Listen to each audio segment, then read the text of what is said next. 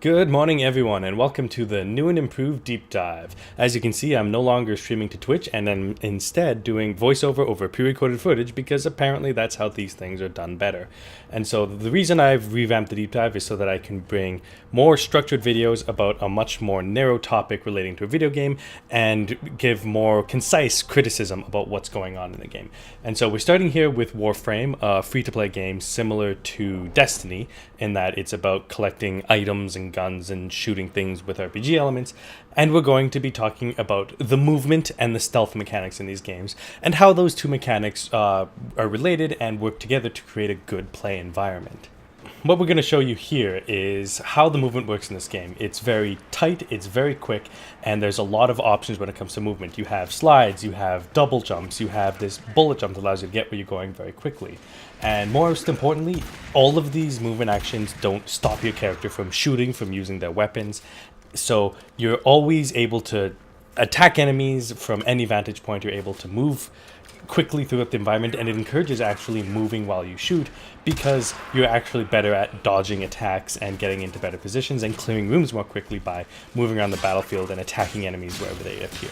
And so the game's focus on quick and accessible movement makes their combat much more engaging. It makes their environments much more interesting to move through because you have so many options in how to traverse, because you have so much speed and ease when you're moving through.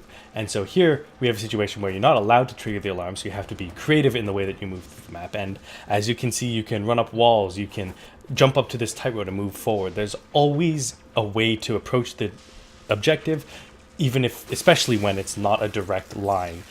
And so even though you can miss traps like this and get shocked by a lightning bolt, it's still better and easier to find these new routes to where you're going and seeing if you can get there without being noticed or without having to engage with your enemies. And one of the ways that this game incentivizes that is by giving you a bonus when you get to the objective without being detected. And so as you can see, the way is clear, so you can just leap down, double jump, and do a quick hack and get in there. Quick side note, the hacking in this game also works very well. It's quick, it's intuitive. The first time you see the hacking, you know instinctively how you have to pass it. There doesn't need to be a tutorial or a text box showing you how to do it. It's just, when you look at that, you know immediately what you need to do in order to succeed. And although they are able to throw in a couple of wrenches later on to make it more difficult to hack, it is still intuitive and easy to use. And that works together with the tight movement to just give you a feeling of running through a complex with extreme speed and efficiency that just makes this game so entertaining to play. And so moving on, we have how does these movement elements work with the stealth mechanics. So it's your normal stealth mechanics here. You run up behind the enemies, you hit the melee button when you're behind them, and you just take them out with an execution. These executions are quick, they're seamless, and they allow you to get back right into moving through the level, and that really supports the game's focus on seamless and fast movement. It doesn't require you to stop what you're doing in order to trigger stealth. You mostly do it by running forward and taking them out quickly, and that's why one of the most important things this game does is make it so your footsteps don't actually make noise. You can sprint towards your target and get the execution without worrying about alerting them. The only thing that alerts them by sound are the sounds of gunfire.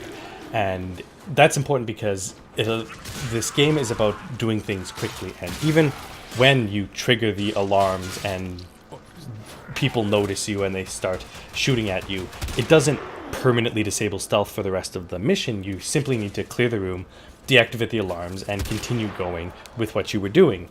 And that's forgiveness, and the fact that you're able to run up and that enemies don't really have the best line of sight makes the stealth mechanics very easy and very forgiving, which if this were a dedicated stealth game might be a huge issue. But one of the advantages here is that this is not a stealth game. The stealth mechanic is supplementary to what is going on elsewise. And as a result, making the stealth mechanic easy and forgiving means that it's rewarding to do it well, because it is the fastest way to clear a room. It is the best and easiest way to move through a level when you don't have to worry about people triggering the alarms behind you or calling for reinforcements. And in a situation like what you saw here, this is a part where I'm supposed to not trigger the alarms, and I got wrecked by that laser wall. So now it's just a quick transition to, well, we don't have to worry about being stealthy anymore. Now we're running quickly again. Now we have a time limit and we need to get through the objective, and so you ignore all of these things that you normally have to be very careful around, and you just sprint towards the objective. And this game seamlessly transitions between those two things because it's focused so much on clean movement and has integrated the stealth mechanics into that. You don't have to worry about entering stealth mode or going into a crouch and slowly moving around to do stealth. You perform your stealth mechanic the same way you do your regular mechanics, and that's what makes the stealth mechanics in this game so good. And so what you're seeing here is what happens when those stealth mechanics work a little bit more cleanly. And you can, as you can see, this person is just notices I killed them, but it takes them a second to react to it, to start firing the guns or raising the alarm, and that gives you a chance to deal with them. And most importantly, as you can see, the one person who saw me didn't have time to raise the alarm, so this next person isn't aware of it, and so you can continue immediately pursuing stealth. And that's just more information on how forgiving the stealth mechanics are and how easy it is to seamlessly transition back to it. And you can see how quickly you can clear these rooms, even maintaining a stealthy approach to it all. And so here we have this final scenario about how this level design also influences the stealth mechanics. You can see in the distance there's 3 enemies that you want to deal with, and so instead of running towards them, you can find a way to get up to the upper level and run behind them. And it seems like the game, this might be me being lucky, or maybe the game is coded in such a way that once you do get this better vantage point, it just seems that everyone just turns their back to you so you can run through the level with less obstacles. And it feels really good to chain these stealth kills back to back, to take them out without them noticing you and then dash forward unnoticed. That feels good and it feels rewarding, and the game encourages you to do that. And finally here, when you don't need to worry about stealth anymore, when you've done all the objectives and you're simply heading towards the end of the level, you can see here how quickly you can move through it when you are just dashing right through. And so now the alarms have been triggered, there's reinforcements coming, and I don't really care to deactivate the alarms because I'm just trying to get to the objective. And so you can, when you just start running at full speed, you can clip through these stages really quickly, and the movement goes along quite fast. And I have no idea how that person didn't see me when I jumped over them, but you know, their vision cones aren't the greatest.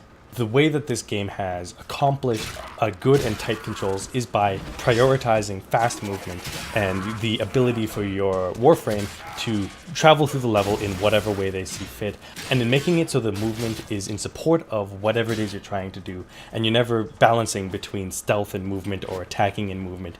You can switch between all of these things seamlessly, and you're never sacrificing one for the other. In closing, I'm going to leave you with a quick montage of the greatest thing you can do in this game. Fire 2 guns whilst jumping through the air. You ever fired 2 guns whilst jumping through the air? No.